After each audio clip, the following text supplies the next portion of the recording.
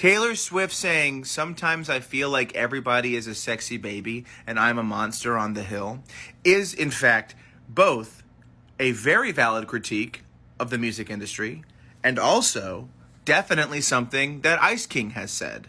Oh God, sometimes I feel like everybody's a sexy baby and I'm just a monster on the hill.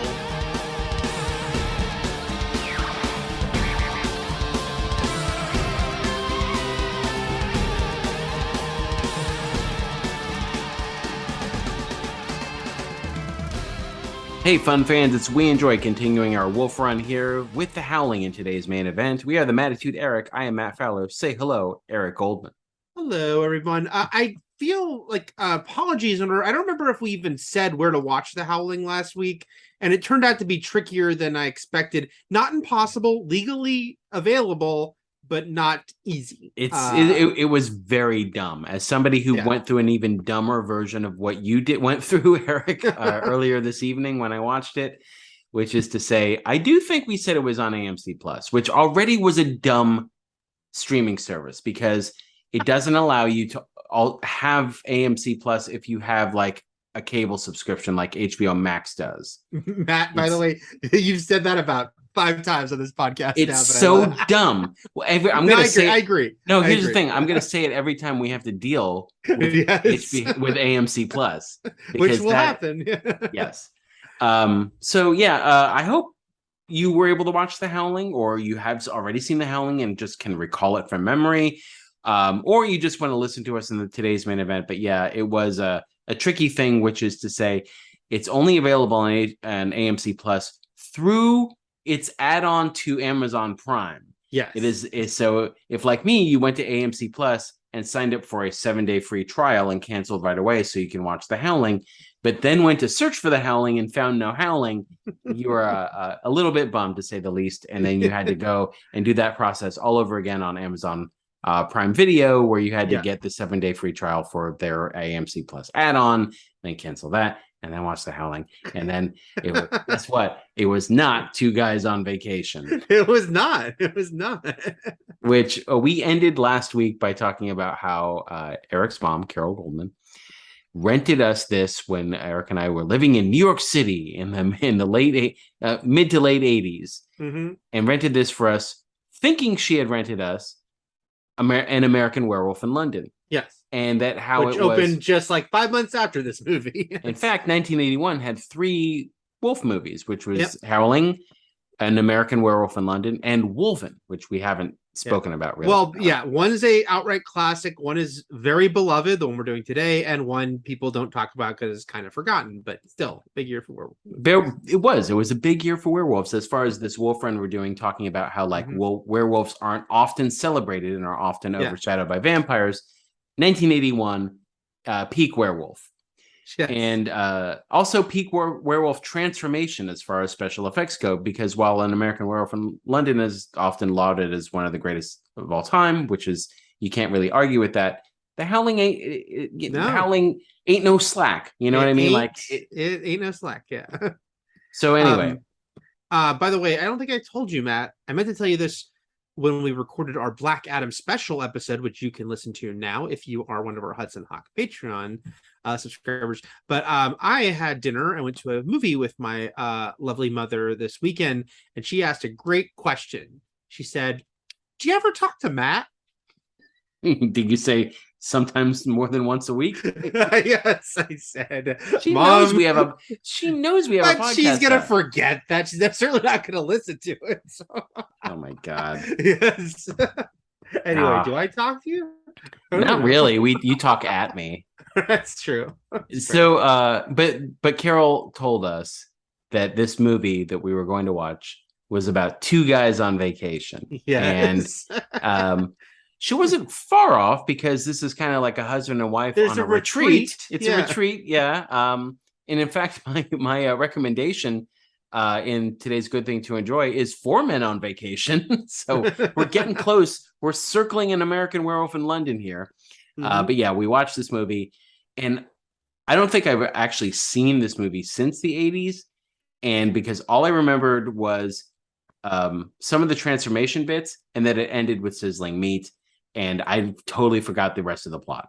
So I didn't remember sizzling meat. I just remember. I remember us making fun of it because it was like the police squad freeze frame almost because it held on that meat until the very end. Well, it's just we watch the meat cook. Oh, it's like a nice little. They're making a hamburger over the closing credits. But no, I just remembered that it's like some sort of beachside village. That's really my main memory. Yeah, but we did mock the meat mercilessly because we gave your mom utter shit because she rented the wrong movie. So we really Yes. busted her balls about that one. And then we were like, oh, and you rented us a meat movie. I think we were too hard on the meat. I don't know. I mean, like in retrospect, is this like how we reevaluate the prequels? We're like, looking back, the meat wasn't the that closing bad. credits of the Howling We're actually genius. They were pretty good. Did you know Spider-Man 3 is actually the best of the trilogy? Let's listen to my hot take. I am battling the ultra sleepies right now, so Okay. I probably won't be funny or insightful. And then you say, well, how is that different from normal? And you use that exact voice because that's what I sound like. Yeah. But yeah, it's bordering on narco sleepy here. So I'm going to power through. The only way out is through, as they say. So we actually have a few news items, so we should get to them since you're let's do it. sleepy. But I do. One thing I want to say is I don't think. Sad to say, guys, I don't think we're going to get to a House of the Dragon special episode just due to scheduling difficulties. So, and those scheduling difficulties are Eric is always out at night, and I'm alone with my cat. He's right. I do have a pretty cool few nights coming up, and we'll see. You're like, I will say. You know who's got another some pretty cool nights coming up in his own right? James Gunn as the new overlord of DC. James Gunn's Twitter today was just like, bam, bam. I'm doing Thank you, stuff. ma'am. Yeah. Thank you, Van Damme. Thank you, guy who tried to cancel me as being an asshole years ago, who had it backfire spectacularly. That's what I want to talk to you. So today was a bad day for trolls, which is to say that DC named its new basically Warner Brothers Discoveries found a new DC leader for the newly named DC Studios. They found their Feige. Basically, they're Feige, and it is James Gunn partnering with producer Peter Safran. And together they will co-CEO DC Studios. And that will oversee film, TV, and animation. So, they were looking for their Feige, and they got their Feige, which is interesting to say because I love the Suicide Squad like you did. Mm-hmm. And we freely admit that movie was a financial bomb. Yeah. Though it was also meant to, draw people to HBO Max. But it's just funny that there's a lot of fuel to be used for the critics of this choice, which is to say the Suicide Squad was a bomb. But for those of us who love that movie and love the direction of that, and aren't, necessarily fans of the Snyderverse, the Suicide Squad, which I would say is 93% jokes, still emotionally resonated with me more than Man of Steel or Batman v Superman or Justice League, like in any fashion, because I was way more invested in Polka Dot Man's plight than Batman and Superman as directed by Zack Snyder. And that's the thing that James Gunn brings, which is, you can look at the Guardians films obviously too, as far as mostly mirth, but then can floor you with heartache, right? In just really devastating moments, just like Peter imagining his mom reaching out and he won't touch her hand, all these things the end of Guardians 2 with Rocket crying. Oh my god. Well, and Cat Stevens playing over the Ravager funeral. My god, that was so sad. Yeah. And I'm sure that Volume 3 will be the saddest yet. Mm-hmm. I'm sure I will cry during the Guardians Christmas special, which looks like absolute lovable batshit Looney Tunes, but I'm going to cry, I bet. So I bet it's Kevin Bacon who makes me cry. He'll be one of the people that make you cry. So that's the news today, and I enjoy it both as news and as something that makes people I want to be angry. It is pretty great on both fronts. Again, the sequence of events, it will make for a great book one day. The fact that trolls try to like take down James Gunn by unearthing these old tweets he did, and that it for a split second looked to work because he got fired by Disney from directing Guardians 3. And he said how he, in that moment, he thought my career's over, which I understand at that moment he did. And for it to instead backfire so spectacularly. But he took over DC. And he came back. He still directed Guardians 3. He came back. He made a movie they all hated because it was so silly. Right. Yet also filled with way more murder than like even Black Adam. Sure. Out murders Black Adam, yes. And yet, and now everything they love is in the palm of his hands. He's like the Kang in the poster for Ant-Man and the Wasp: Quantumania, and he holds them in his giant hand. Or are they small? Or his hand giant? I don't know. Probably both. So let's talk about. That just rolled out today. We're doing this Tuesday night, and they both will now report to David Zaslav. But whatever. I know. Well, look, Zaslav needed a win, and this got to be. I mean, so we should just say it's like this hunt for this new position was going on for months.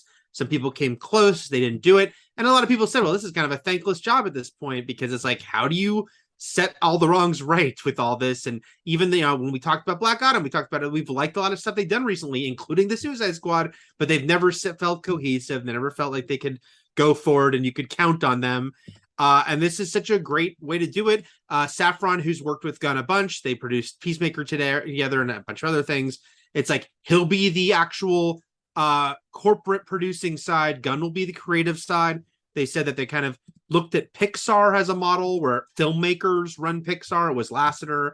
I think it's Pete Docter now.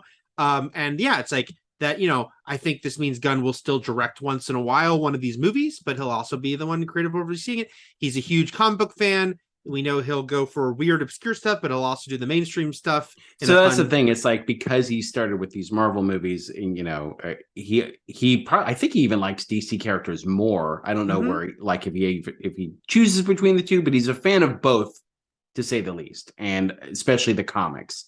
Yeah, and obscure characters, of course, which is why Suicide Squad fitted him to a T. But am I now more excited for Henry Cavill's return as Superman? Because everyone's like, oh man, I would still love to see.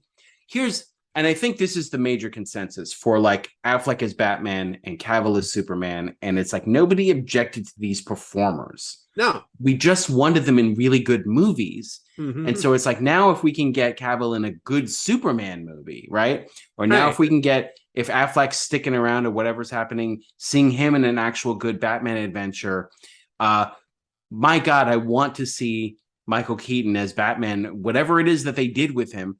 Can any of this get walked back? Can James Gunn now have the power to free the Batgirl movie? Who knows? Like, I mean, I don't think he can. I understand what people are asking.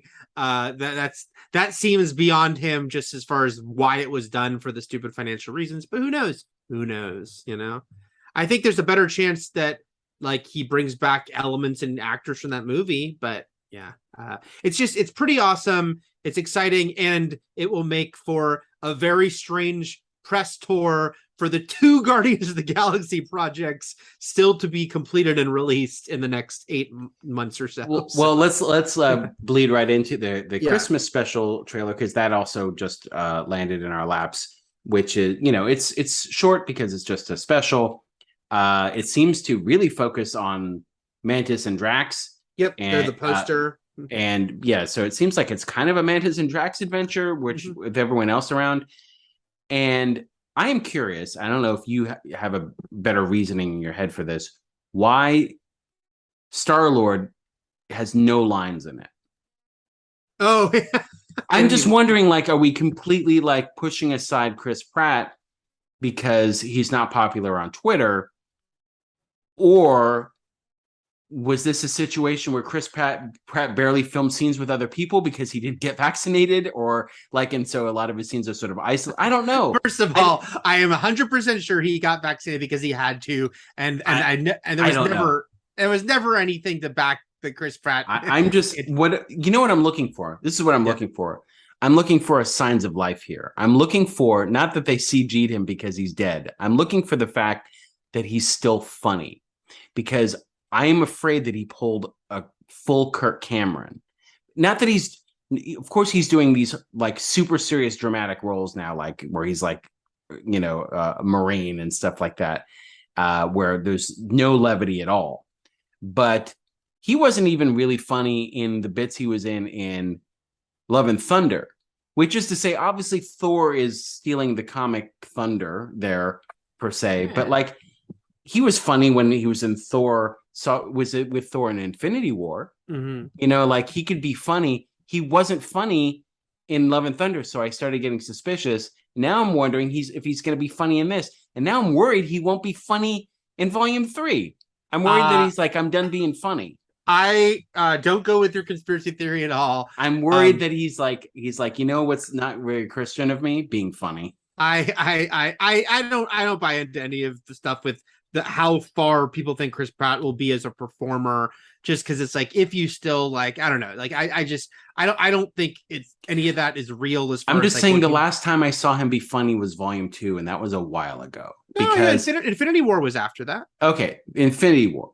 It was still a while ago. And Gamora kicked him in the balls, both of them, in Endgame. That was after that. But they filmed all that together. Also, like, I truly, even if he wasn't funny in the Jurassic movies. He wasn't funny. Well, he's never been funny in the Jurassic movies. That was just a weird thing. No, he and James Gunn love each other. He was at James Gunn's wedding, as was everyone who's worked with James Gunn. Those pictures are crazy. It's like, there's John Cena. Here's the thing. Like, I am not somebody who buys into the Chris Pratt hate. I'm just worried he has made a conscious choice not to be funny anymore. No, I don't think he's pulled an Eddie Murphy. And I think funny. But I do think, because they filmed this movie while they were making Guardians 3, that, they were like, how do you do that? Well, Chris Pratt's going to have a huge role in Guardians 3. So he'll be a supporting character in this. Drax and Mantis, who will be supporting characters in Guardians 3. Those actors can have more time, and, we'll let them run around. And then you get Kevin Bacon, who reuniting with James Gunn from Super, also reuniting with Marvel because he was Sebastian Stan. He's like, oh, you guys are like he sees Drax and Mantis. He's like, you guys are kind of like the X-Men that I was in an X-Men movie called First Class, and this is how they introduce X-Men into the MC. Magneto got his helmet for me. It's gonna be me, Sebastian Shaw. Yeah. Especially I said Stan. Yeah, Sebastian Shaw. Yeah, he did not play Sebastian Stan yet. He hasn't played Sebastian Stan yet. It is the multiverse. But yeah, that looks very funny and wacky, but just. It was a crazy day with James Gunn's Twitter, because it was literally trailer for the holiday special. I'm taking over DC, poster for the holiday special. It's just, that was the order of his tweets today. So he's everything's coming up Gunn. Which is, so eventually, in a few months, we'll get the Volume 3 trailer, and it'll be some version of probably what we saw at Comic-Con, which is where they announced Cosmo was going to be in Volume 3 and in the trailer, and voiced by funny actress from Borat 2, whose name I can't remember, and was in Bodies. Anyway. Starts with an M. Is it Barkalova? Well, it's Maria something. Bakalova. That sounds good. Bakalova. Sure. Baklava. Sure. Anyway, but then we'll see Cosmo first. We'll get a Cosmo first in the holiday special, and then also Kevin Bacon, which was very funny. And the press release listed Michael Rooker is in it. And since James Gunn's very adamant that they're not going to pull any weird resurrection stuff with Yondu, he wants death to count. Either means he's playing a different role, or there'll be a flashback or some footage of Yondu, and it'll make us cry. Laugh and then cry. Or he'll play himself, Michael Rooker, who's rehearsing a scene with Kevin Bacon. Yeah. It'll be like Charlie Sheen with John Malkovich. Malcatraz.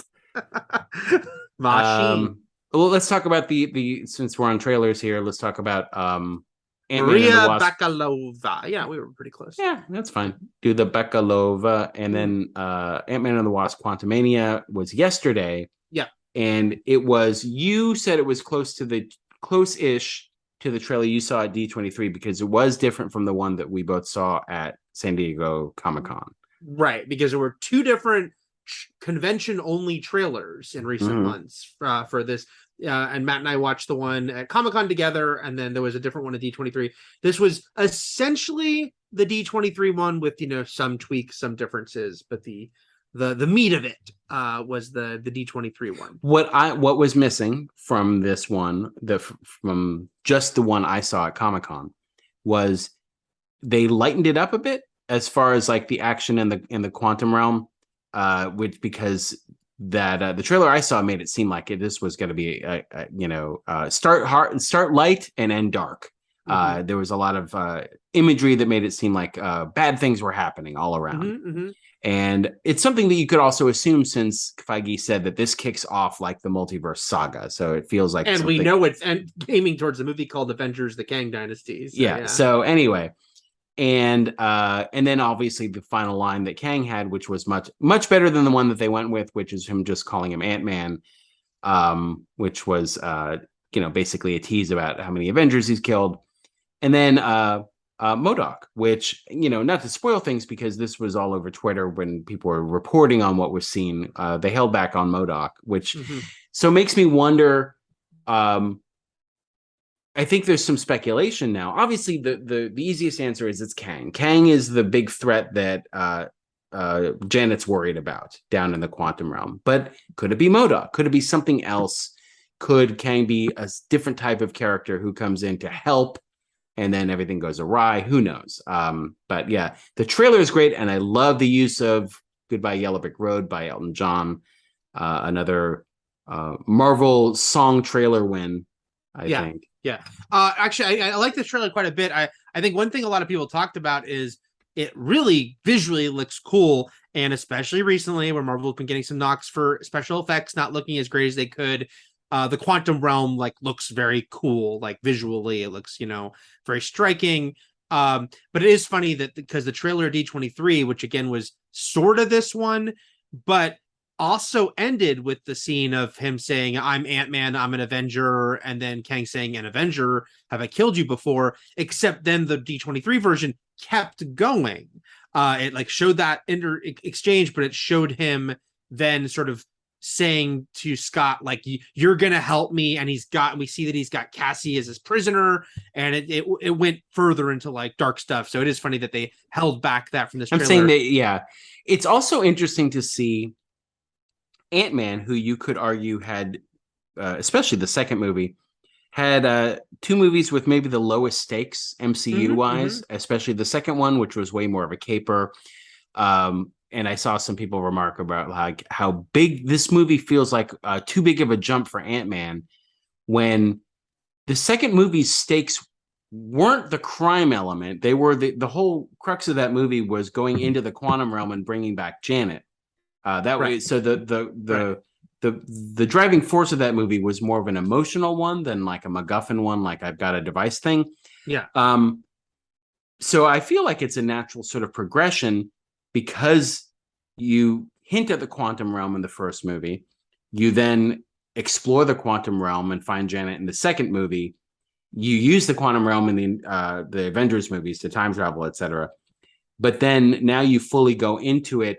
I think it's interesting that they've taken the, one of the most lightest Avenger characters and given him a movie that feels like it could have very, very high stakes. Everyone's been so it's just funny that everyone's where's the next saga? Where's the next big bad? Where's the next thing? And so the fact that it is being introduced to us via Ant-Man, I think is very interesting and a fun move because it's not a Captain America movie. It's not something with a much more sort of marquee headlining superhero name, Yeah, no, it's interesting. I know Paul Rudd kind of talked about that at D23. This was kind of going much more sort of intense direction.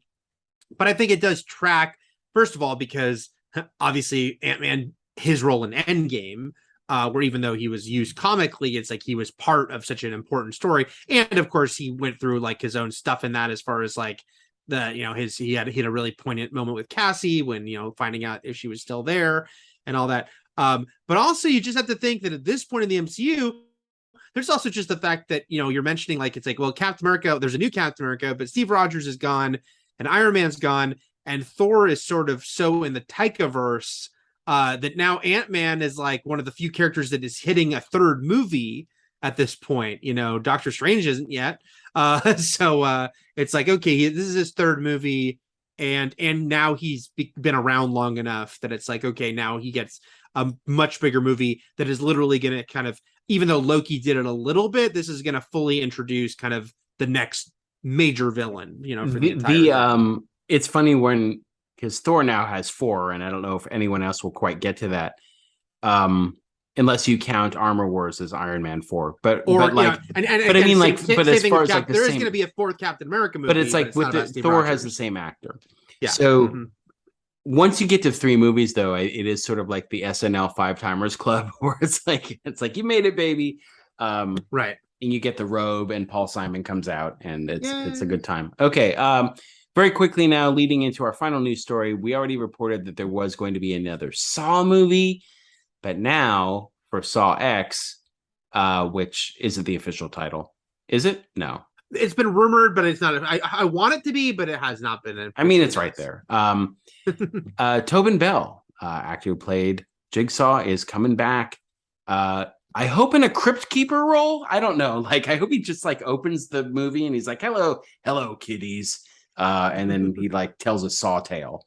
Something like that'd be great.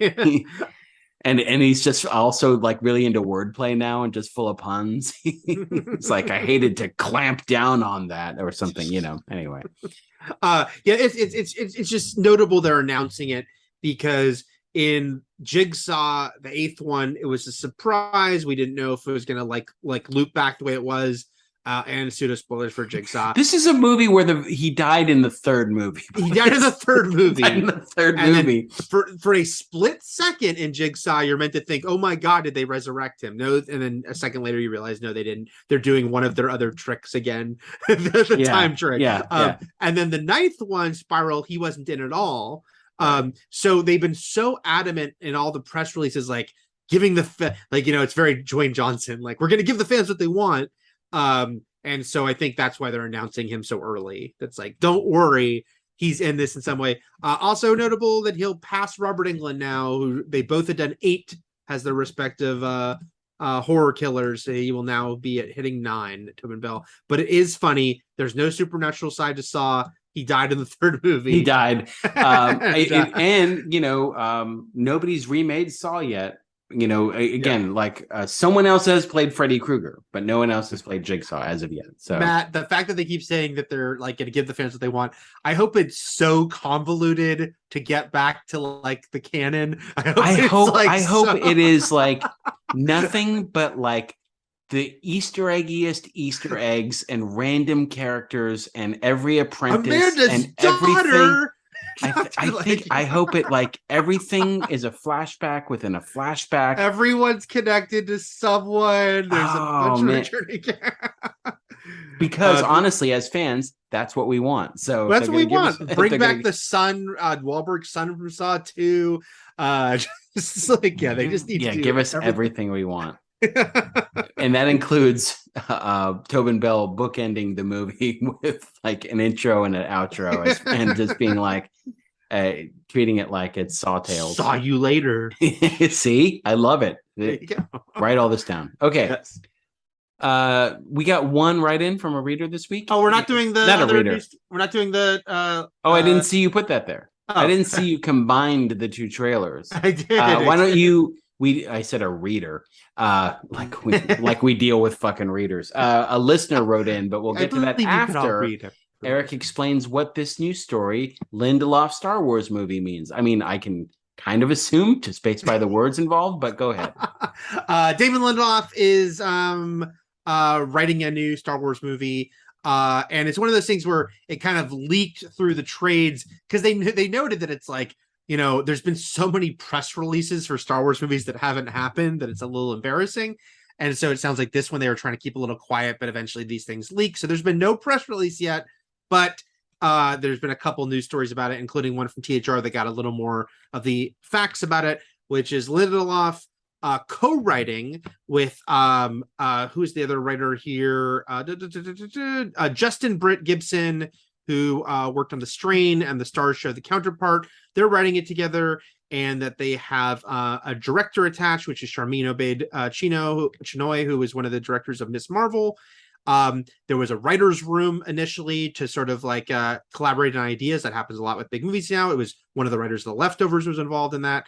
And the only things known about it is it will be a standalone movie, and it apparently is going to be post episode 9. A lot of people have mentioned, like, especially after how that trilogy went over, we haven't touched anything about that era, but this one will, and could involve characters from those movies, but it wouldn't be like episode 10. It wouldn't be like the Skywalker saga really continues. It would be its own thing. Eric, could it be about the driver of Lando Calrissian's little trawler? Yes, that goes, it's him. Yeah, it's Okay Guy and Babu Frick, and I'm in. and Babu Frick is like a horrible racist for some reason. Like, oh no, milkshake Frick. But he learns a lesson anyway. So those are the elements. Again, Lucasfilm hasn't said anything, and no one knows any timeline of this. Again, they finally removed Rogue Squadron from December next year, and the next Star Wars movie that's on a release schedule is December 2025. Who the hell knows? No one knows anything about what's going to happen. But, you and I are big Lindelof fans. I mean, because first and foremost, because we love The Leftovers so much, and we love Watchmen, and we're certainly defenders of especially his last 2 TV products.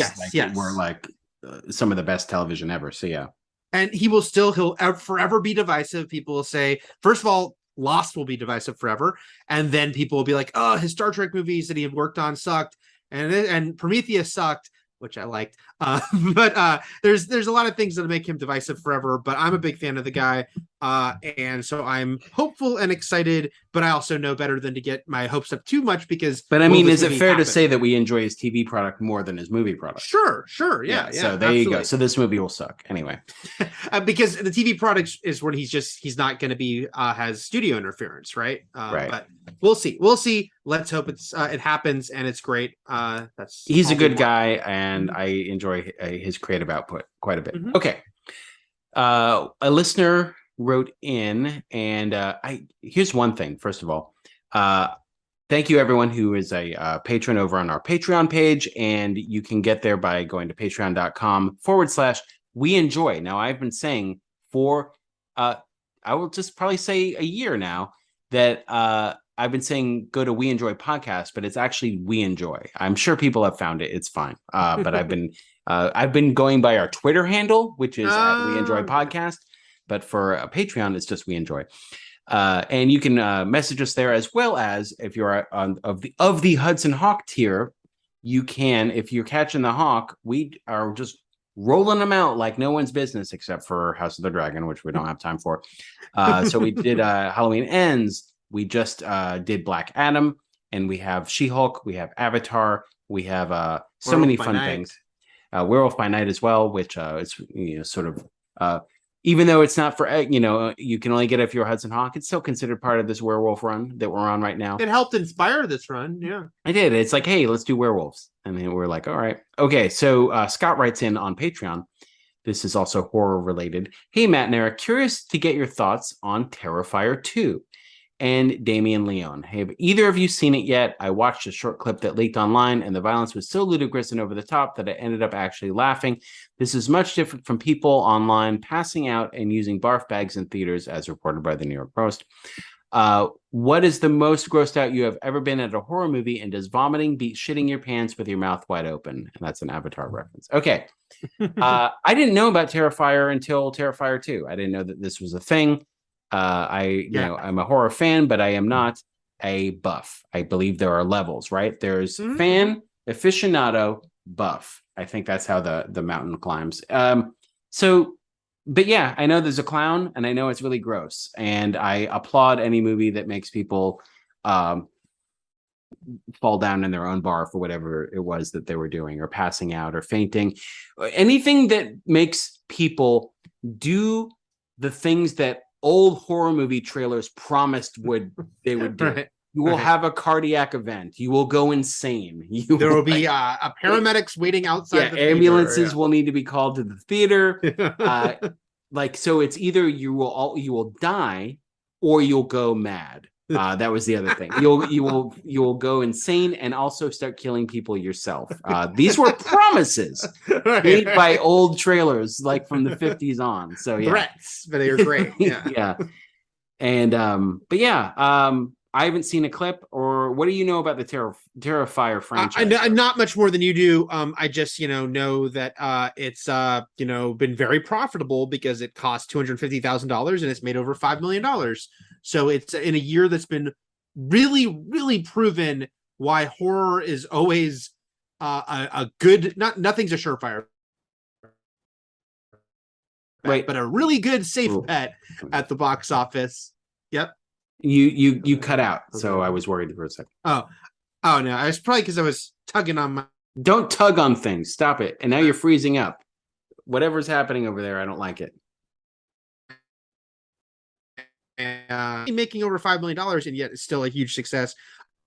Everything I hear about it, that I hear it's super excessive and all, which I can be for. I don't know if it's necessarily for me though. Tonally, we'll see. I might check it out. I might not. I haven't seen the first one though. I haven't seen Terrifier. Can I see Terrifier 2? But I'm happy for the success it is finding. And I know you saw Halloween 4 before you saw Halloween, so that's true. But I learned my lesson. Yeah. all right. So Scott, I'm sorry to say we don't know much more about it from just what was reported about online and what you said just now, which is that the violence is over the top. Well, his question to us is, what's the most grossed out we've ever been in a horror movie, Eric? Also, I want to say that Bloody Disgusting, the website distributing the movie, which is cool for them. Most grossed out I've been in a movie, I think the one that's jumping to mind, because I'm pretty desensitized to like gory things happening, like crazy gory things happening. I have one scene in mind in my head. I wonder if it matches up with yours. I don't know, but I can talk about a scene that was gory, but it was more just the way it was shot, what was happening, that really it grossed me. I felt woozy, man. I felt feeling woozy, man. And that is in the motion picture Hannibal, not the TV show, the movie, which I don't like nearly as much as the TV show. Yeah, I've seen Hannibal way more times than anyone should see that actual movie. You're talking about the Ridley Scott sequel to Silence of the Lambs, right? The Ridley Scott directed sequel to Silence of the Lambs. The scene when Ray Liotta is fed his own brains. Just there was something about it. It's fucking disturbing. That's why he's opened his skull. He's drugged him, opened his skull cap, and cutting off little slivers of this guy's brain, cooking them and feeding them to him. He's shabu-shabuing them on the grill. He's like lightly roasting them and then feeding it. Really got me. Like when I just in the theater, I remember feeling woozy, feeling like, this is fucking with me, man. Mine is also an eating scene. And it's weird because it's from a super gory movie. Like not Hannibal has gore moments, but like it's not like a gore fest. Dead Alive, which is the eating the ear porridge scene. And also like the fact that like one of the mother zombies pustules oozes into someone else's porridge. This is all and correct. Then they eat it. So both of our things involve like the devouring of something kind of gross. And this is a movie that has like flying, offal and carnage all over the place. But is these quaint dinner scenes were the ones that got us. Dead Alive is an amazing movie and has been long out of print, at least in the United States, but apparently has a Blu-ray in the works that Peter Jackson has been overseeing. And I look forward to once again owning Dead Alive. Dead Alive, as it was known outside of New Zealand. Yeah, it was Brain Dead from 1992. Okay. Let's talk about our good things to enjoy. What is yours this week, Eric? I went back and forth what I was going to do this week. It's definitely tying into my physical media of it all, and also the fact that it's this is the last one we're doing before Halloween. Even though we haven't been strictly doing horror movies, which I don't think we had to because we're doing werewolf movies anyway. But I just rewatched this movie, a movie I freaking love, and I decided, hey, I should recommend it to people who haven't seen it, which is 1985's The Return of the Living Dead. Which is one day maybe we'll do zombie movies on here. We're doing yeah. werewolf movies right now. So one day we could certainly do zombie movies, and if we do, I think this one will be one of them. But this is the 1985 movie that is it's a send up. It is very purposely comical. And Dan O'Bannon he just wrote and directed it. He is the writer of the motion picture Alien. But this is one of only 2 movies he actually directed, and its entire sensibility, the fact that it's basically about a group of punk rockers and old men teaming up against zombies. And its aesthetics is really fun with the punkers. The music is great. It's all like a wall-to-wall sort of punk rock soundtrack with the Cramps and all these bands. It actually created in 1985, it was giving us things that are staples of the zombie genre, which is very specifically that zombies don't just eat human flesh, they eat brains. Comes from this movie. And if you've ever had someone, or maybe you even yourself, have said brains to signify a zombie, that comes from this movie. So I think a lot of people who've never seen this movie have been referencing this movie without realizing it, because it kind of gave zombie lore, as we're talking about werewolf lore, and when things kind of level up or become part of it. This movie gave it a couple big things. Just a really funny movie. The performances, I think, are all great.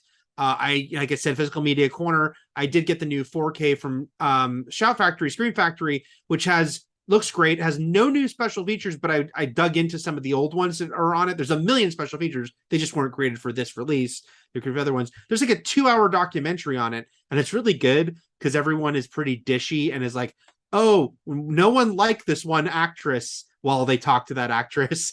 And just talk about fights and did Clu Gallagher, the late great Clu Gallagher, recently passed away. Did he get so angry at Dan O'Bannon that he threw like a can of Coke or Pepsi at him or something, which Clu denies. Everyone else says happened. And they said they were happy it happened because Dan O'Bannon didn't sound like the easiest guy to work with, talented though he may be. Anyway, so the special features are great. There's like 4 commentaries, but the movie itself, it works great. I've seen it many times at New Beverly and revival theaters around here. It plays great. It has a scene of crazy nudity that is very over the top and wild for the contextually what's happening. And yeah, I just really, really enjoy this movie. It's a perennial for me. If it hadn't come out on 4K, I probably still would have watched it because I tend to watch it every spooky season. So that's my recommendation. And if you do not want to get the new 4K, though I highly recommend it, you can watch it for free, but with ads on Roku Channel, Tubi, and Redbox streaming. Speaking of Dan O'Bannon, there's a documentary on Shudder called Memory that is about the making of Alien, but like with a focus and centered on Dan O'Bannon, really, like obviously posthumously, but like, it has interviews with Ridley Scott, but they were like from past interviews and stuff like that. But it's like his ex and like other writing partners and people talking about like how that movie sort of came to be and the people who passed on it and how the script got changed. Anyway, it's an interesting watch if you like Alien and are interested about how basically O'Bannon also found Giger, H.R. Giger, and brought him in and with his own money commissioned him to like design Aliens because the studio didn't want to spring for it. Anyway, O'Bannon sounds like quite a guy because the stories about him, and he passed away in 2009 in this documentary I was watching was from 2011, but it's like they talk about like one of the lead actresses in Return of the Living Dead he met at the strip club she was working at, and he offered her a part. And just like the stories of just like he just sounded like a wild and crazy. There's no salacious stories in this one, though. There is sort of a hint that he was probably kind of an insufferable dude to be around creatively. So anyway, the documentary is great because the movie's so great, and obviously for them to be doing documentary, decades later, it's become such a cult hit. But it's a story about how, the documentary is them all being like, oh yeah, they're like, we kind of hated Dan. And there was a lot of, but obviously it all and turned out great, and he was very talented. My recommendation is also a spooky movie for spooky season, but wasn't the spooky movie I intended. Now, I was looking for something new to watch, or not necessarily new, but something I hadn't seen before. And based on our conversation last week over Queer for Fear and Osgood Perkins, I wanted to check out a movie that I'd heard good things about called The Black Coat's Daughter. Now, Forever, which Osgood Perkins directed, I should say. That's why. He directed this movie that looked really interesting and had some good word of mouth from 2015.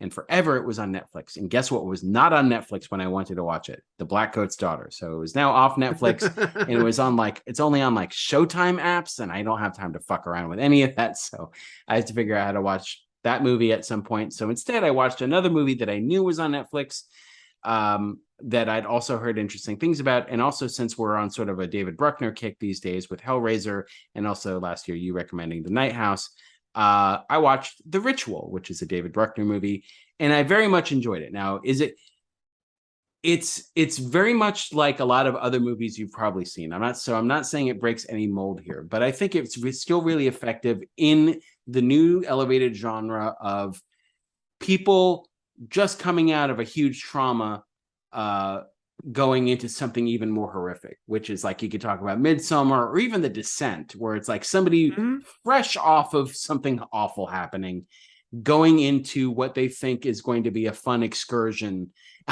and it is not.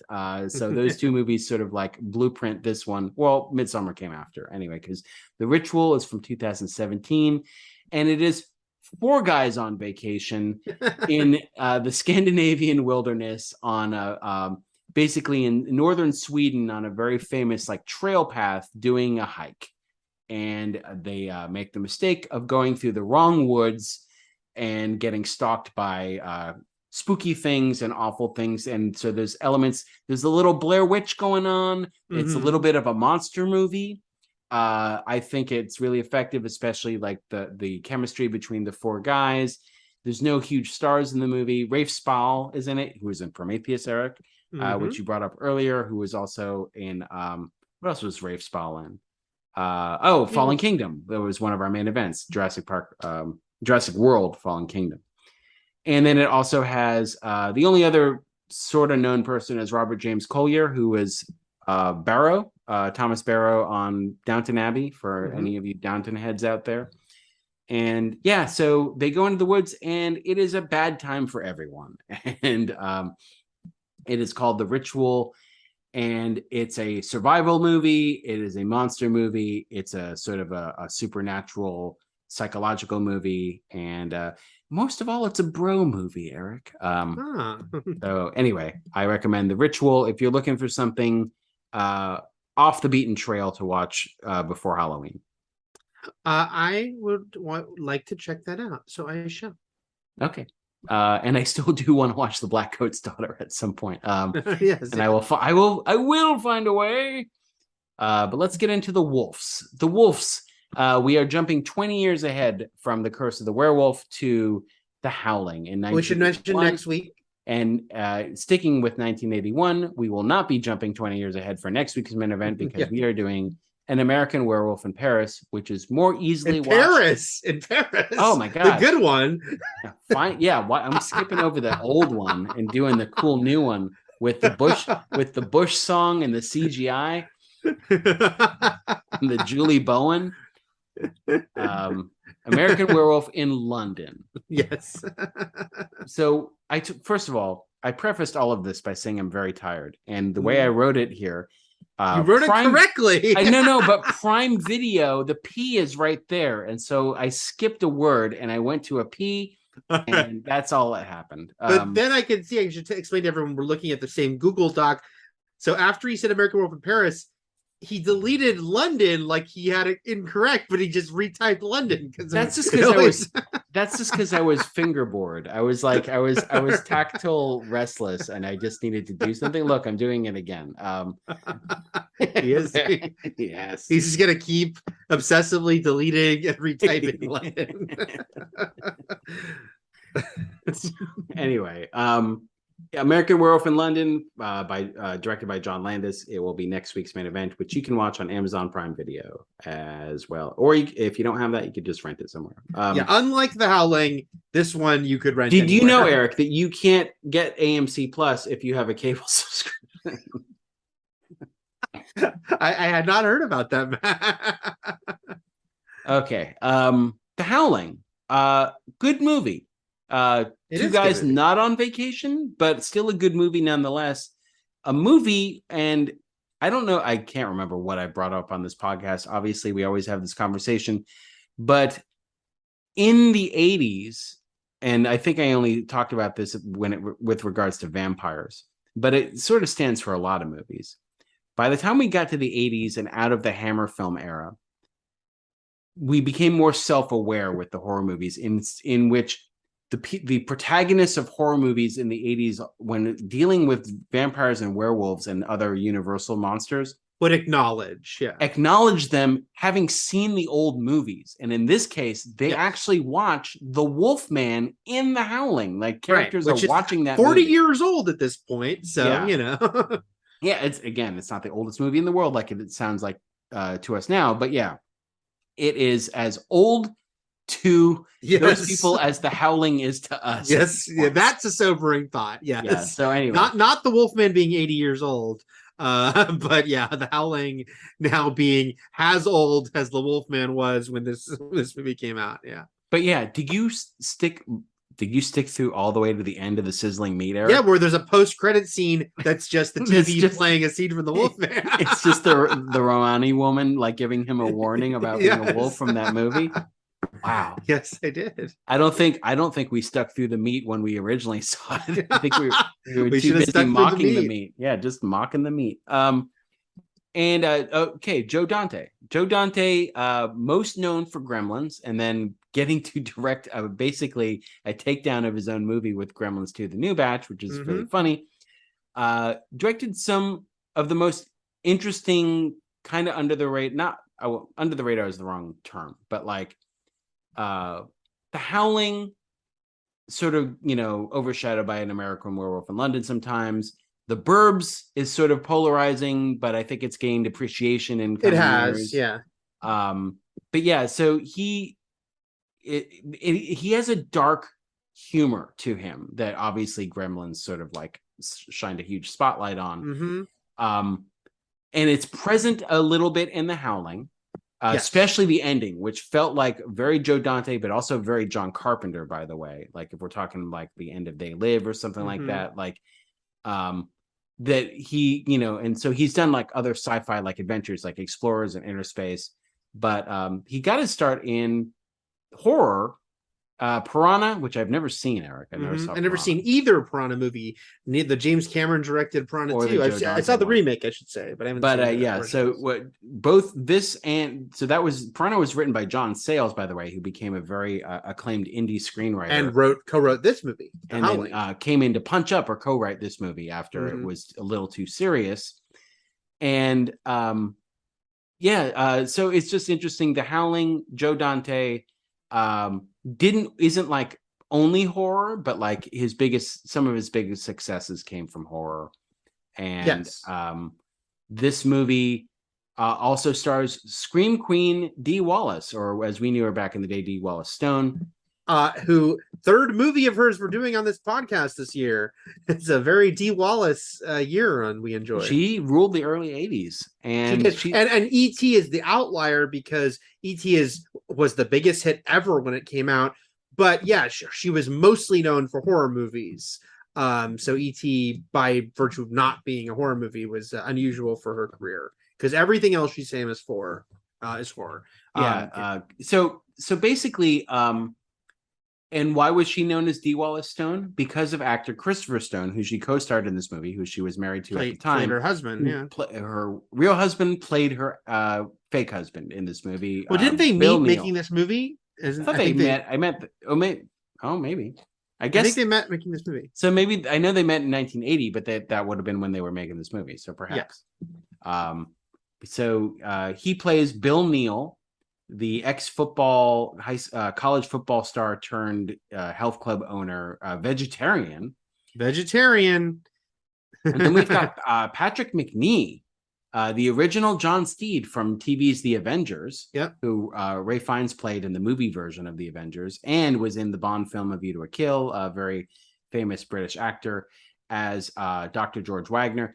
And so, you know, as far as like Joe Dante's tongue-in-cheek approach to this movie, which isn't like on full display, but like all of these characters are named after sort of old horror movie directors and or other people from the business. Right. Like for instance, the Curse of the Werewolf director Terrence Fisher is the character of Terry here. Terry Fisher, played by Belinda Balaski, who would star in many Joe Dante projects. Well, Joe Dante had a deep bench of actors he would use over and over again, and several are in this movie, including Robert Picardo and Dick Miller, who I don't think Dick Miller's name was in the opening credits, to the point that I thought, oh, is this before he started working with Dick Miller? And I even thought when we met Earl, the old guy who's actually played by John Carradine in the town, I thought this would be Dick Miller's role, but then Dick Miller does show up. So, yeah, he shows up. He's actually separate from the Dick Miller. If there was one thing you knew about Dick Miller in this movie, he wasn't going to die. He wasn't in the main story. He was safe in his occult bookstore. Yeah, he just was there to say some lore. And I really wanted to follow those nuns and see what they were looking for in that shop too, because what were they up to? So let's see. It's a tight 90. I appreciate that. I'll always laud a tight 90. And it's apparently there are a lot of other things like basically there's like someone's reading a book called Howl. There's a famous werewolf movie on TV. So this movie very much plays around with werewolf media in its own right. But one of the most interesting aspects of this movie, Eric, is that we've just come off of two movies where being a werewolf is a terrible burden and curse, obviously. And here we have sort of a cult commune who sees it as a great gift. In fact, it is a cure for what psychologically ails you. Well, a lot of the people like in this colony were like looking for reasons, looking for their true selves, going through all these different therapies and trying everything out there as self-help wise. And all it took for them to feel right within their own skin is becoming a werewolf. And so they truly embrace it. And then the aforementioned Dr. George Wagner is sort of the more self-loathing type who doesn't want to like make a big scene about it and wants to blend in, right? He sees it a little more as like an addiction to suppress. But yes, in werewolf movies, certainly the ones we've been watching, but also just in general, because after this would be including the movie we're going to watch next week, it's like most of the time werewolf movies treated as a curse to the point that there's one, the Wes Craven movie Cursed, that it's like, it is a terrible curse. There's no sexy upside to it like vampires often get. So this is an outlier. It's not the only one. There's some others I can think of, including one of my favorite horror movies ever, a certain anthology, where they treat it more as like a group that celebrates in that. But it is a kind of fun, refreshing thing in this one, that's what it ends up being. That it's not, because I didn't remember for sure, Matt. I kind of remembered, but not fully, that they were all werewolves. I knew that there were multiple werewolves, but I wasn't sure, like, is everyone here one? And then it turns out they all are. Well, by the end, when a lot of werewolves were surrounding the cars they were escaping, there were even more wolves than we had met. Yeah. You know what I mean? Because the people we knew were all burned up in that barn. So like everyone else that was chasing them was kind of like, who ordered a side of werewolf? The ones who didn't want to go to the goddamn beach party. The fucking superfluous wolves out there. So the movie starts strangely. Another element of the era, and we're talking like D. Wallace, Spielbergian, Amblin era, as far as like Joe Dante had a good knack in this for the overlapping dialogue, the natural sounding patter, as far as like a newsroom or the cops or something like that, and just people basically handling a crowd. So it's not like everyone just waits for their turn to talk. It just felt a little more natural. The movie still starts narratively a little off kilter, which is like huge stuff has already been happening off screen. Also, I want to mention how it really starts, which is with an amazing exploding logo. Oh, and the claw marks, and the Howling logo, shattering glass. I love exploding logos. I think I mentioned this when we did the Friday 13th movies. Yeah, three of them have have an exploding logos. logo. Yeah. There were 6-7 more Howling movies. There's after 8 this Howling movies total. Okay, which so I always 7 forget more there's after that many. this. Yeah. Yeah. But also the opening credits are really cool and stylish with it's like the TV set sort of flickering and there's voices and I'm trying to I couldn't tell and I forgot to go back to see if we're hearing maybe dialogue from the future. It almost seems like we might be hearing the dialogue from later in the movie, it seems like. Well, they were commenting about a recent string of fatal attacks and that a second victim was found in a park. And so it all seemed, I think a lot of it had to do with news reports about Eddie, who was called the Mangler or something of Skid Row. And, basically Eddie was going around. But that's what I sort of gleaned from those news bites. And then we go into a newsroom where the doctor's being interviewed, while at the same time, so we're introduced to the doctor via a evening news interview segment. At the same time, the news station is participating in a police sting for one of their lead anchors, going out acting as bait for her own stalker. In the red light district of, I assume this is Los Angeles, right? As far as seems like it because they very go seedy. up the coast. Yeah. Also, we should mention it's an interesting era of this movie. I was thinking about this because the movie came out in 81, which, like you mentioned, probably means it was made in 80.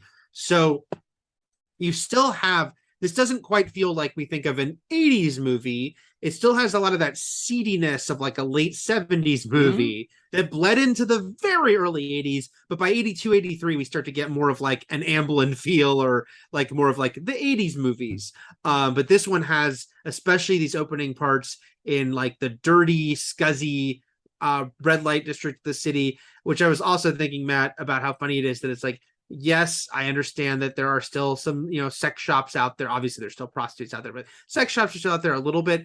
But the fact that you'll very rarely in a major city find stuff like this, and there's 2 reasons. One is there was a concerted effort to clean up the city, but also, of course, the internet. You can get pornography whenever you need it, and we don't need rows and blocks after blocks with competitive sex shops. One will be fine for someone who doesn't want to go online. As someone who grew up with Times Square being terrifying and full of prostitutes and porn theaters in an era before it was taken over by Disney and chain restaurants and Applebee's and stuff like that. I used to hate going to Times Square and Port Authority, and Hell's Kitchen was actually a Hell's Kitchen, Eric. It was pretty terrible, which is why they based Daredevil, the comic book, there, is because it was terrible. It's pretty great now. Right. Hell's Kitchen is really, one of the more expensive areas too, because it's right off of the theater district. That's a lot to sort of absorb, and until we get the station manager giving a voiceover, or actually one of the news anchors doing a voiceover about how one of their own is cooperating with police to go after her own stalker. So it's we don't get her getting these messages. We don't get her agreeing to do this. We jump in with a news anchor basically acting like an undercover cop, to the point where I didn't know if she, because they mentioned the news anchor and then we see her and I was like, well, is she an anchor or is she a police officer? And what are the reporters doing? Oh, those aren't reporters. Those are policemen. I don't know, so it was really interesting to see. And then for whatever reason, well, I guess we can assume the reason is because she's on TV and there's an actual sort of a comment, very subtle commentary about how, female news personalities are some of the most obsessed over and stalked in the country, still to this day, the parasocial relationship people feel with people they see on TV, especially news personalities and daytime talk show hosts and stuff like that, who they, you see every day, or in soap opera actors too, in that regard. Apparently Eddie, I think, just sort of went after her because he just watched her on the news, and that's Robert Picardo, like you mentioned already, which I didn't recognize. I to the point that I was Voyager. like, yeah, where is Robert Picardo in this movie? And then when he comes back and he gets some close-ups, he gets the huge Rob Bottin transformation. Yep. Later on. And so so anyway, and then so her mic goes dead or something, and they blame the neon lights, by the way. So of the district. Sure. And so she's on her own as she goes into this agreed upon meeting spot, which is a sex booth in a porno shop, where Eddie has planned to show her. It seems like a rape or snuff film. It seems like both, right? And it's very dark. He took, right? Yeah, I guess it's super dark and obviously disturbing, and also sort of for me again because I'd seen this movie before, but it had been decades. It also is surprising because nothing Joe Dante will do after this would be on that level of disturbing. Joe Dante will always have like a playful, dark, Gremlins and The Burbs. It's like he likes to do sort of like dark in a funny way. But this seems to be a holdover again of that sort of 70s, like, just grimy. Rob Zombie's favorite stuff. This will be the last time you see a coin operated mechanism labeled gangbang that somebody will put a coin, that Eddie will put a quarter into and start the movie. Yeah. So but very undante, but I think he was doing what they wanted at the time. So we meet her husband, Bill, who's backstage at the news station dealing with the cops. Right. And he freaks out because they lose her, but then the patrolmen are going to find her. And then so the patrolmen track him down. There's a whole thing where she turns around. Eddie at this point is shrouded in darkness, not just for like, we see the expression on her face. So even though she can't remember later, we're convinced that she saw what he turns into. Yes, right? Like yes. She saw the real form that he took, and as well as the cop that winds up shooting him, because he shoots him for a reason. They see something terrifying. They shoot, even though there was no actual knife or gun being held at them. But I was confused by this because it seemed like he just shot through the door. I mean, it was no. Well, good point. I know that they stand there and they look. I feel like he had to have seen something. I don't know. I felt like to me, I was like, oh my god, he just shoots through the door. He could have shot her. To the point that I was glad that it turns out like the older cop is like, put your piece away, and calls him Quick Draw McGraw, and is mad that he shot. But yeah, because at first I'm like, it's going to be like these cops did what they had to, and almost killed D. Wallace to shoot him. But yeah, I can't remember. Like I know that there's what people see of Eddie is a little purposely vague because they're gonna we're gonna learn much more about him later. And and so that's it. Like it's intense. I thought when they do also the aftermath, and she is an extreme close-up, and so are the people watching her, like kind of the passerbys as she's like brought out on the street. It's appropriately just unsettling. It's not bad. It's just a unique way to start a movie, establishing a character by not showing us what she does. Like we never see her be a news anchor, not until the end. Like we don't see her do it. We don't see her starting to get these stalker messages from Eddie. We don't see the setup to all of this. We just go. This is like basically almost the third act of a different movie. A movie about a news anchor who gets a stalker. And so we get into that, except it turns out the stalker is a werewolf. And so that leads us into this movie. It becomes the beginning of The Howling. And she's having she's got trauma from the event. Obviously, she's having a sort of memory issues as well.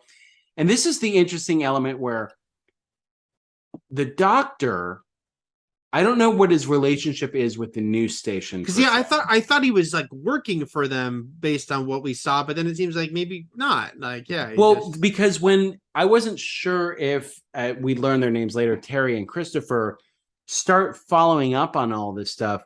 If they were working for the doctor or they were reporters. I didn't know if they were like his students. See, Or not I because- always knew that. I knew for sure they worked for the news channel. because they went But- to him right after Right. and I was like, oh, do they work? And also when she needed a therapist, she goes to him. I was like, does no one know any other like psychiatrist? They're in Los Angeles. They should know plenty of therapists. But everyone Um, just goes to Dr. Wagner. And I'm not. I know plot wise why they do it, but like it's just it seems odd because they didn't establish Wagner as he feels like a member of the news team family almost. You know, Right? No, for sure. I definitely felt like he was like just there all the time.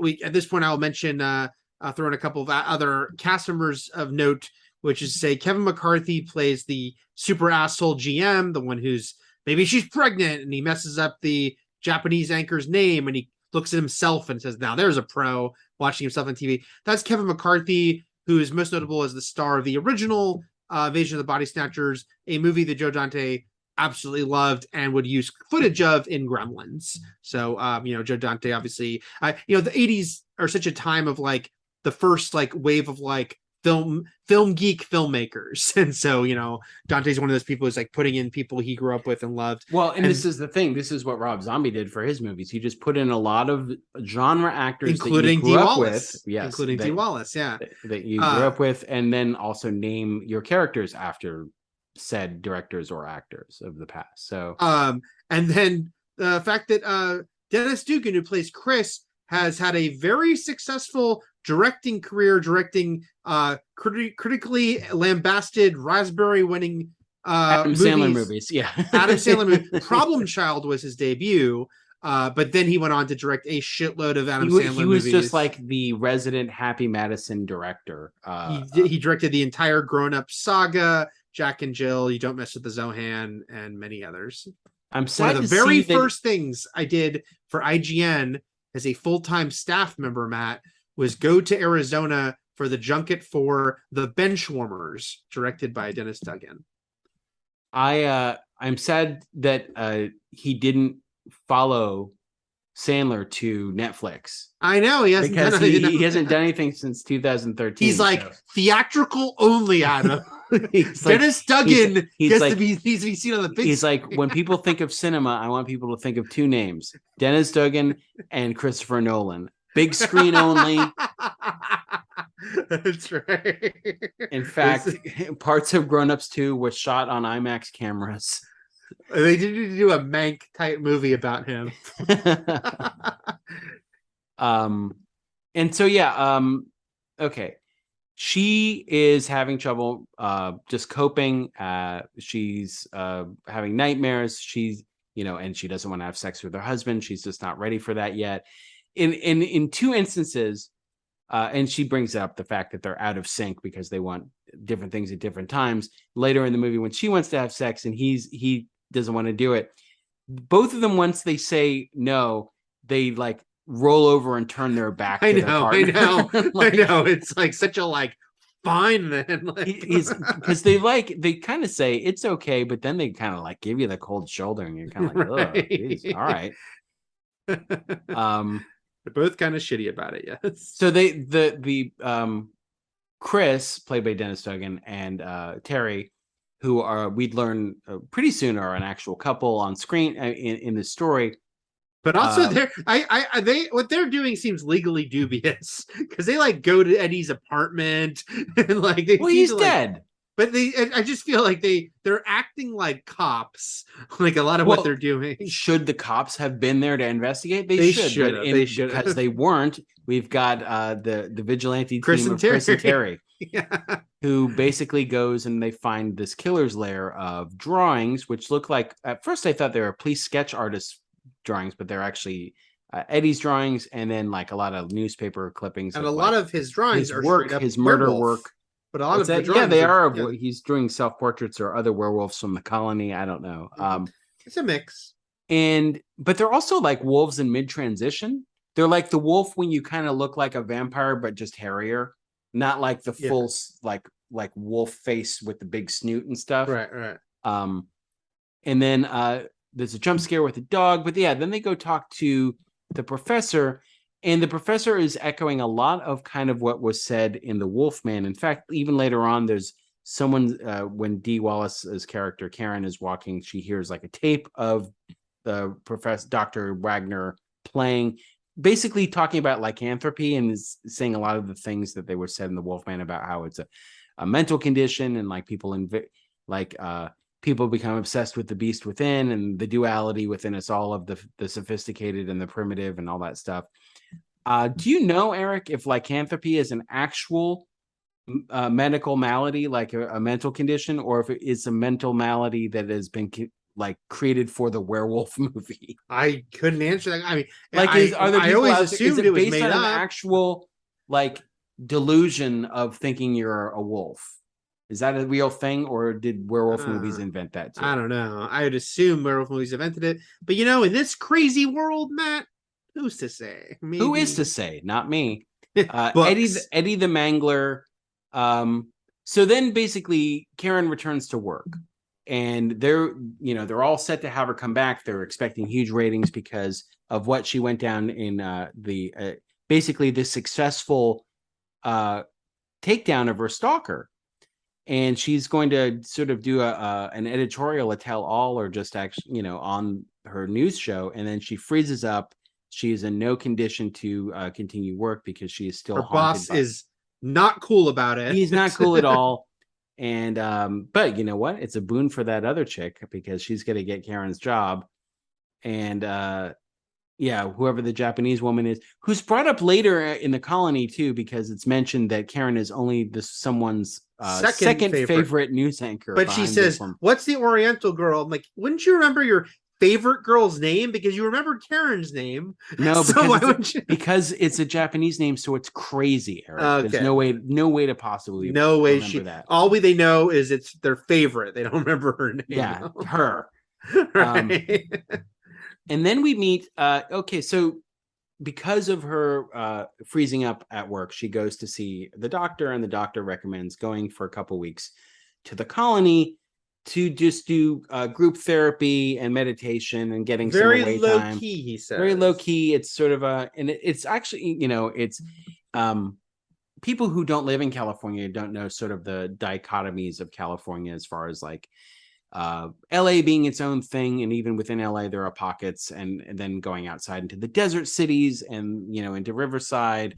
But then also when people think of Northern California, a lot of people don't think of like beyond the Bay Area, but Northern California is above like Sacramento and San Francisco, and it involves a lot of woodlands and a lot of Oregon like terrain, and a lot of sometimes super left-wing or super right-wing people reside up there, as far as like you could have hippie communes or you can have militias. So although this was a little weird in how directly they mix that, because when they get there, first of all, of course, they get there and there's like just a beach party. Like everyone's at this like beach gathering, which is something you'd think of like teenagers doing, but it's like here they're like everyone's doing it. But also it's like, with their werewolfness becomes, they're kind of horny. They're kind of like into being werewolves and eating meat and just killing and fucking, and like they're all about it. And so there is a sort of like randiness to this community. Yeah. But it is funny that and I guess I don't know, you could explain it a few ways, including like, well, it's the colony, they were recruited from different places. But it is funny that it's like a mixture of like kind of granola / hippie types, but also like the sheriff and a few others straight up seem like hicks that aren't from California, because while there are certainly different political leanings in California, these guys don't regionally seem like they're from a beachside California town, but that's okay.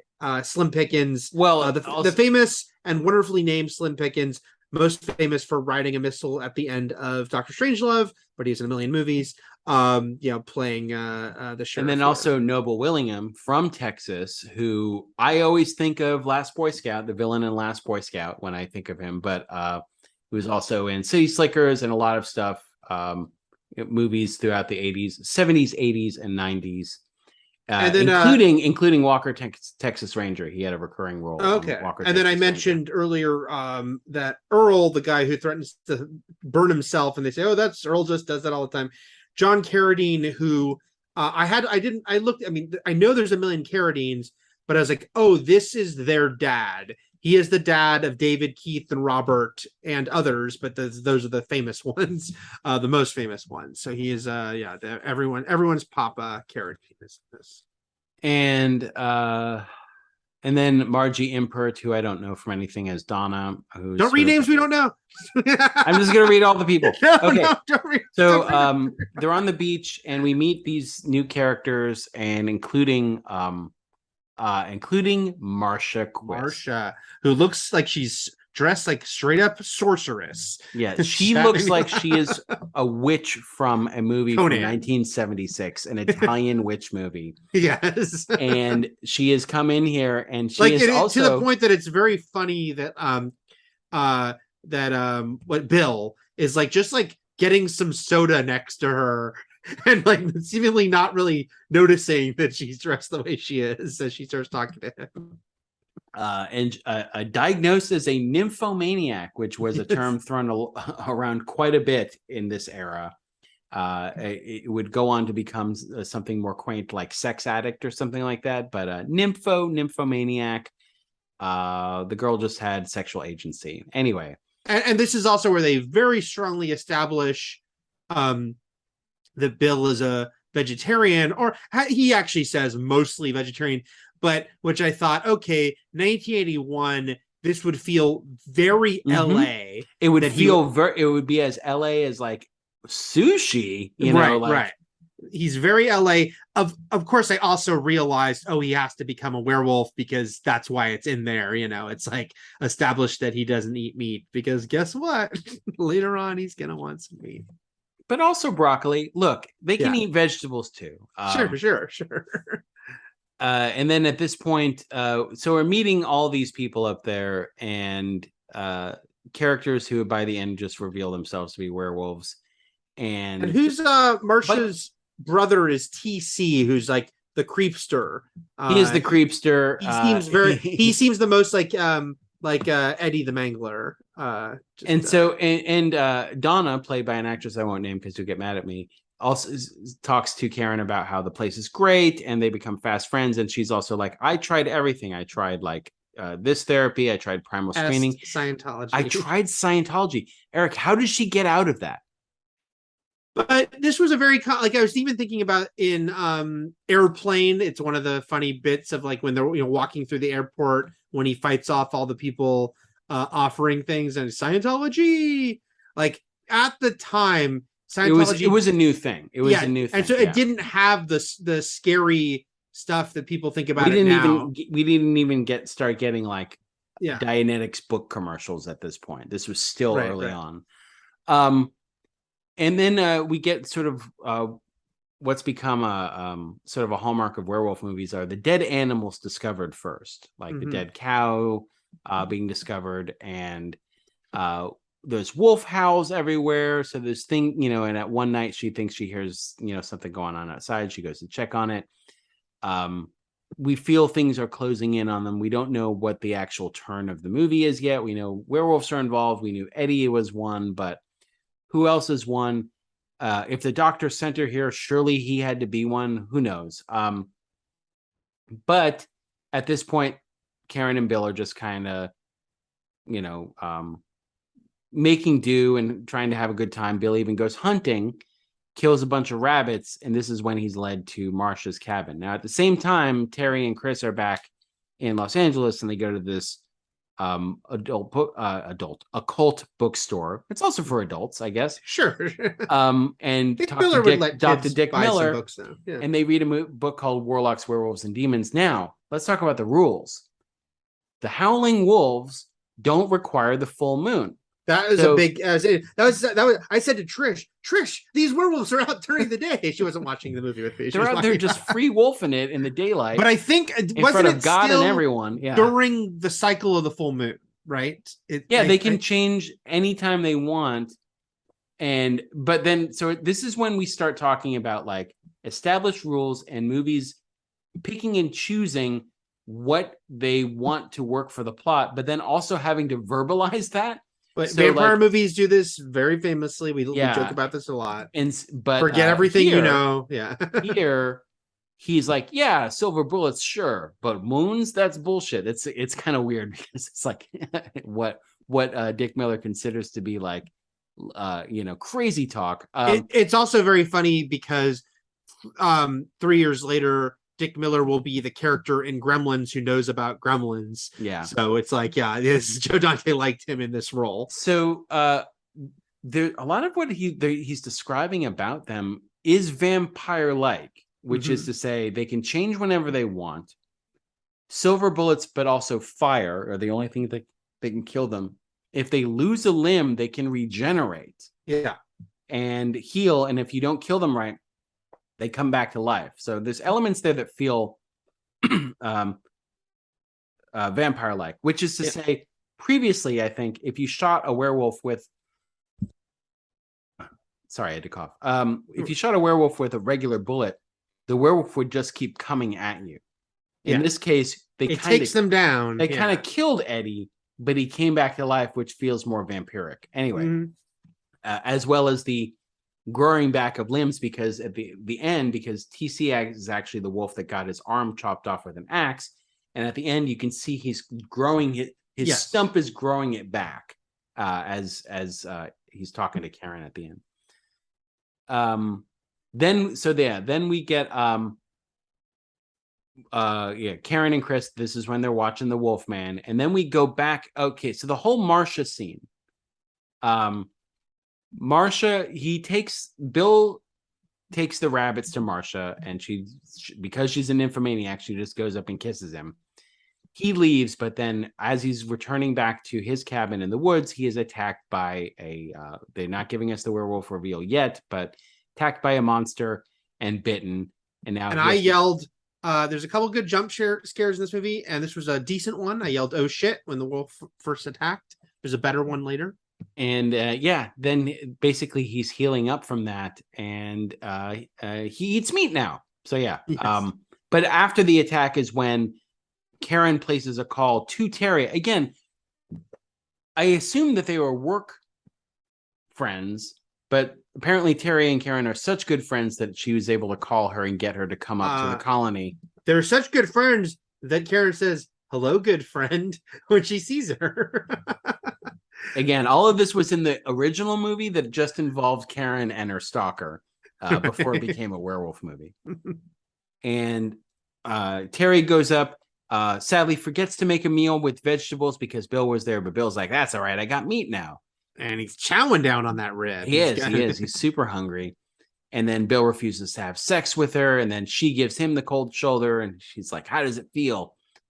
And then during that night, when she wakes up and he's gone, he goes out to have hot sensual werewolf sex in the woods with Marcia. And another, oh yes, it's the early 80s, is just how naked she gets. He gets pretty naked too. Almost penis. But I was like, oh yeah, it's the early 80s. That was my favorite Cameron Crowe movie. Yes, almost penis. Just copious nudity happens. And I do like she licks his wound while during their encounter, his werewolf wound. We don't get the full we get them both the fangs. Yeah, we get them looking like Lost Boy vampires, but with more hair, and then we get the shape of them in sort of this animation style. That was weird. It does look very weird in this movie as it pans up from them to the moon. But yeah, they are having sex, and while they have sex, the wolves howl around them, and they make their own weird sexy wolf noises while having sex that the doctor hears. And so at this point, hears it, and she starts recording it. Yeah, the doctor at this point, I think we're still supposed to think isn't a wolf, because it is supposed to be kind of like a twist when he turns out to be part of them at the end. So because he looks disturbed. Yes, but yeah, it's he looks at it like, oh no, it's happening again, or oh no, what is that, or something where it's like he disapproves. I realize it's a little similar. I mean, this came first, but it's similar to the Lost Boys. Right, Edward exactly. Herman. Where the looks are, once you go back and know what happens, the looks between characters are, you can interpret in a different way. So it's clever filmmaking. Yes.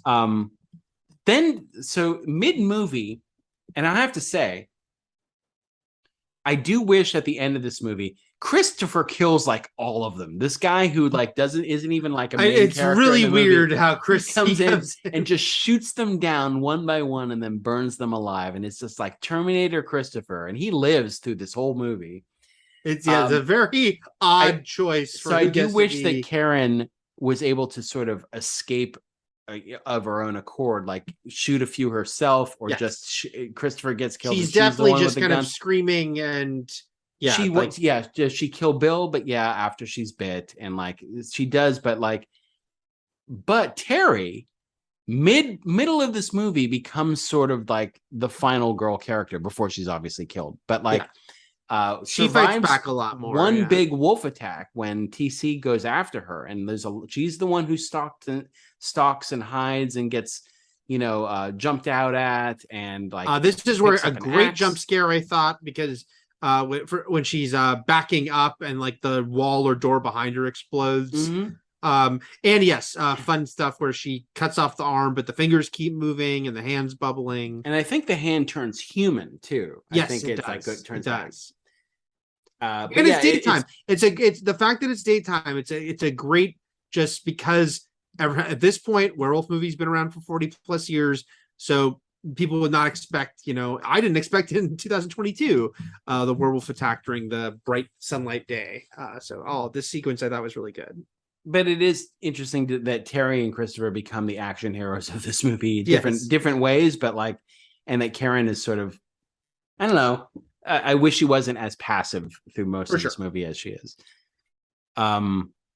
Especially because she did a very brave thing at the beginning, risking her own life to capture her own stalker. So anyway. Yeah.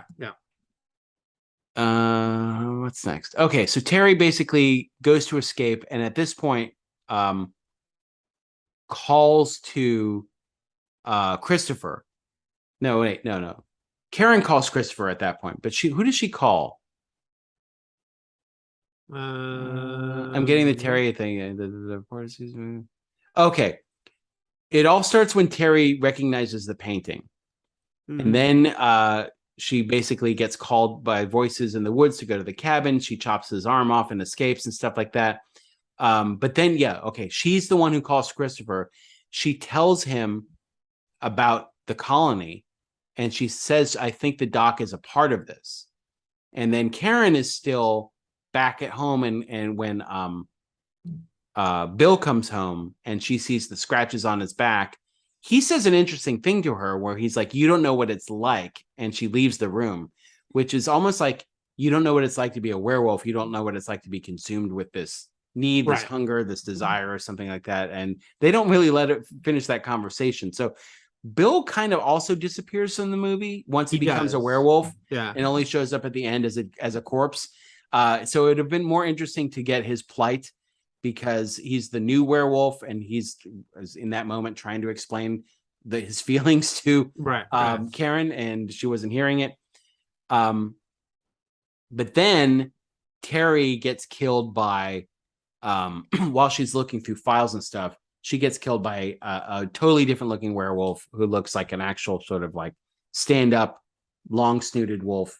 And I thought this was a great scene. First of all, this big motherfucker, and he picks her up and her feet are dangling. But also a funny moment, and I think a Joe Dante funny little moment is it begins when the werewolf grabs the file from her.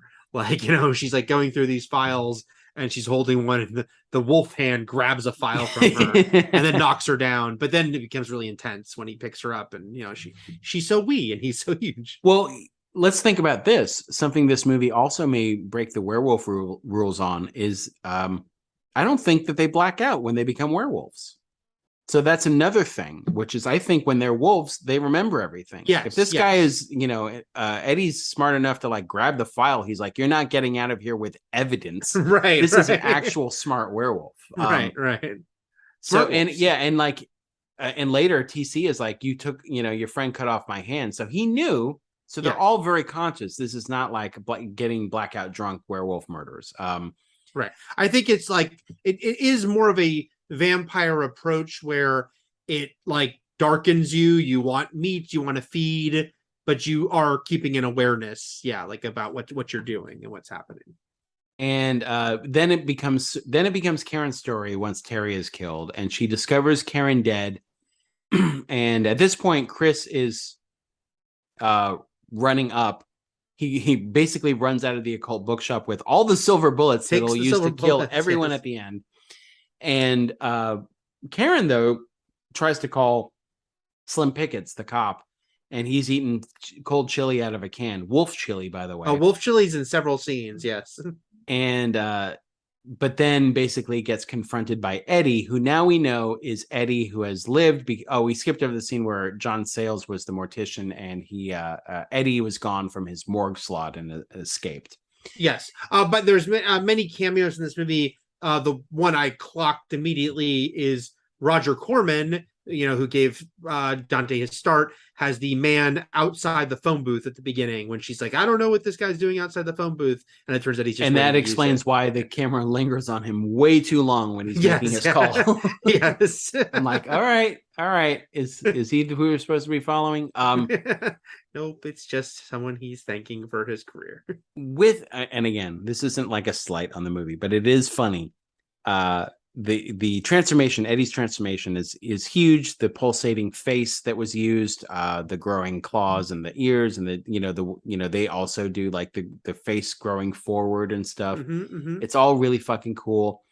The fact that it's werewolves, because of the effects involved at the time, must transform as slowly as possible. It's always amusing when people, their victims, stand there and watch it happen and don't just fucking take off. I mean, my big thought, because it's a really good transformation, certainly the best that had probably ever been done until 5 months later, and to that point.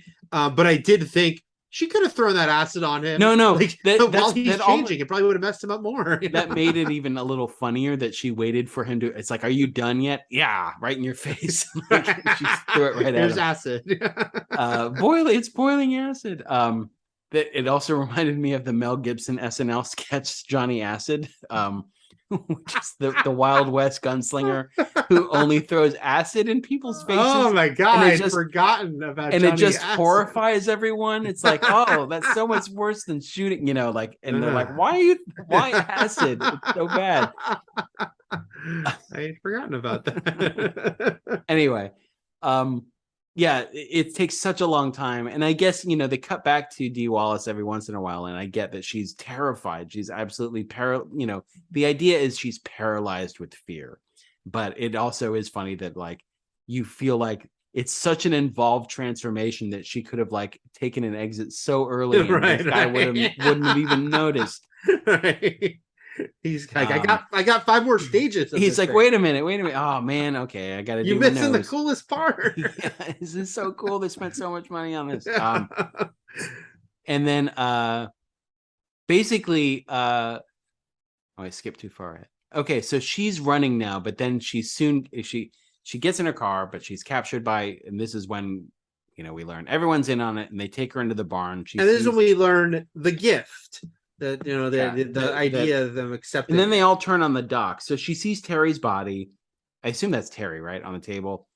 And then so. Everyone's in the barn, and they're talking about the gift, and they're talking, then we learn that the doc is in on it because she runs to him for comfort, and he's like, no.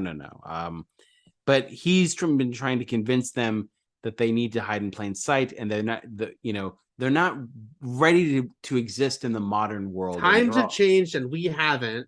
Yeah. And the idea that they have been mostly feeding on cattle. They raise cattle to feed on, so they have been trying to be good werewolves and not eat people. But it seems to be instinctual that they do want to eat people Was because the they're pretty fact quick to that turn they on the doctor. was the fact that they weren't eating people why Earl wanted to throw himself into the Maybe, fire? right? I He's feel like it's- he just didn't want to keep eating cows anymore. right. It's quite possible. I just think it's an interesting way for a werewolf to be suicidal, is like not being able to eat humans. Anyway. But yeah, then they wind up like turning on the doc, but then Christopher shows up again, as we mentioned, just With guns Marcia. down. Marcia's so many very people. much sort of the ringleader of like turning on the doc. She's been waiting for this. And as we and I did like he points out he does point out that she's a celebrity and that if she disappears, so they're gonna burn her in a car, make it look like an accident. Yeah. But Christopher saves them. Christopher and Marcia, by the way, survive this movie. So a showdown. I don't know what Howling 2 is about, but it should be about those two. Basically, did Grown Ups 2 take place at the colony? Do we know this? I didn't really see either so. Grown Ups movie, so I don't know if there were werewolves involved, but that would be great. I hope both of them take place. Nobody told me. Okay. Basically, they don't believe him. He pulls out a gun and they laugh at him, and then he shoots him down, and they realize, oh, he's actually killing people. Even before he says silver bullets, like they know something's wrong. And it just turns out that that's really all you need are these silver bullets, and you can really keep all those werewolves at bay because it doesn't matter where you shoot them, right? Like he shoots one guy in the gut, and that's just it. So you can shoot. It doesn't have to be a headshot, is what I'm saying. Like with a silver bullet, I think. Right. Yeah, no. Yeah, I mean, first of all, he's a pretty good shot, it seems, for just this guy working at the news station. But yeah, wherever he shoots them, they're dead. And then basically he gets Karen out of this situation. He locks them all up, sets the entire barn on fire, apparently starting a massive wildfire that I hope doesn't threaten too many people's homes. Right. And they're driving, but then they think the sheriff might be a good guy, but he's also a wolf. So a shootout winds up, wrecking their car a bit. And then they're surrounded by these random wolves. One of them turns out to be Bill, and Bill bites Karen. She kills him, and then they take off with Karen now with the curse or the gift, depending on your point of view, of being a werewolf.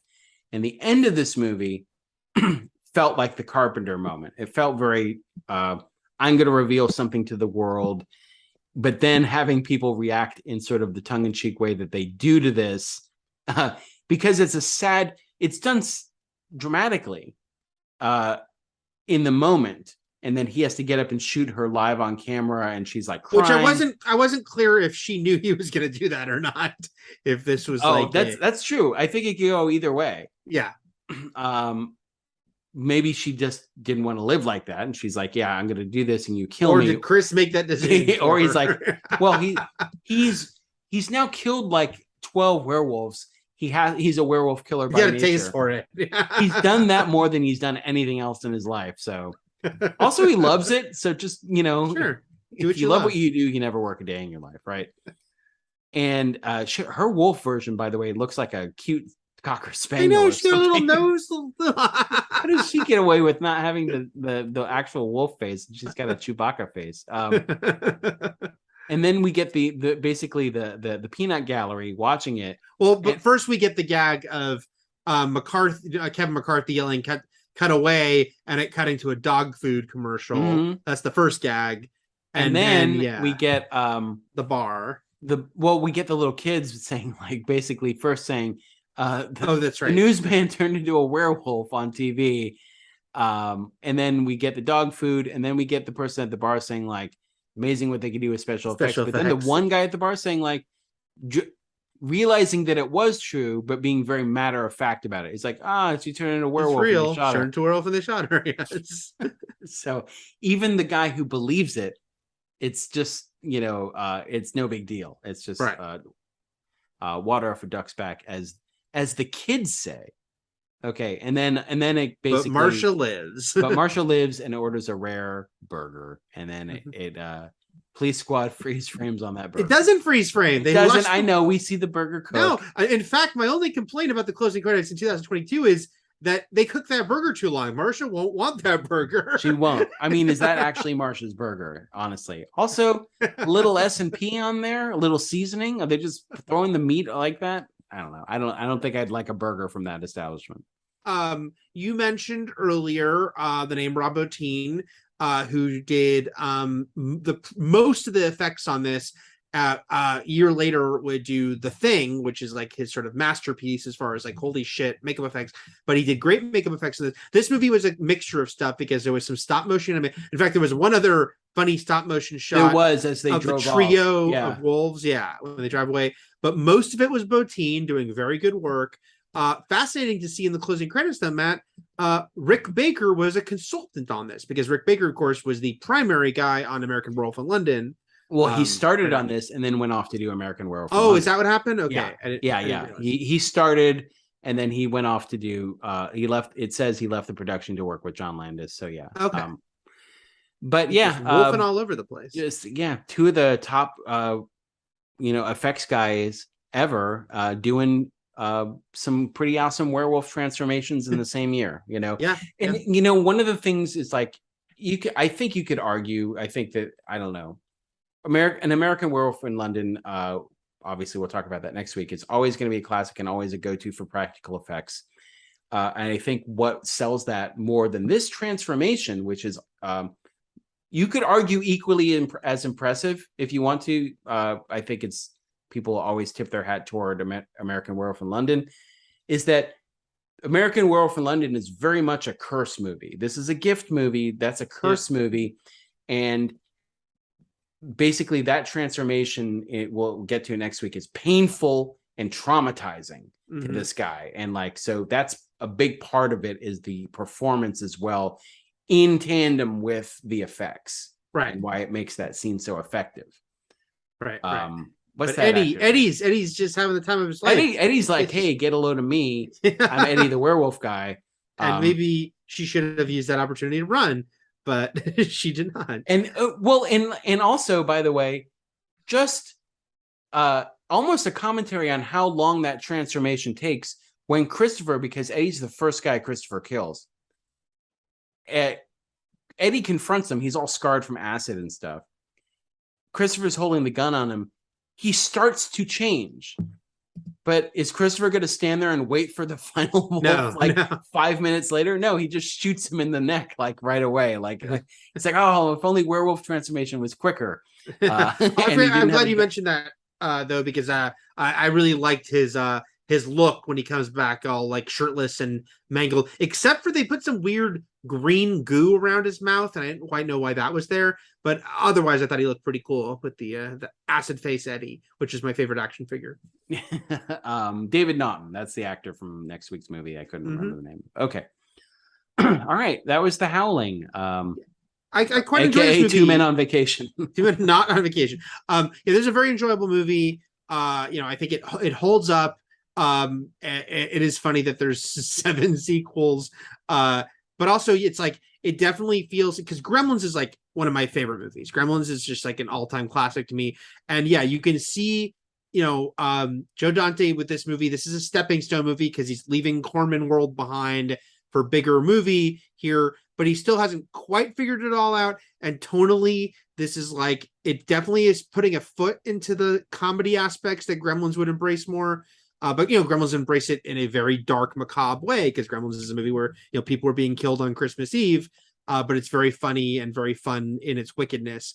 And this one doesn't quite master that tonal balance, but I definitely still appreciated what he was doing, sort of along on his Dante journey in this movie. On his Dante journey, and with that, we will end our journey into The Howling.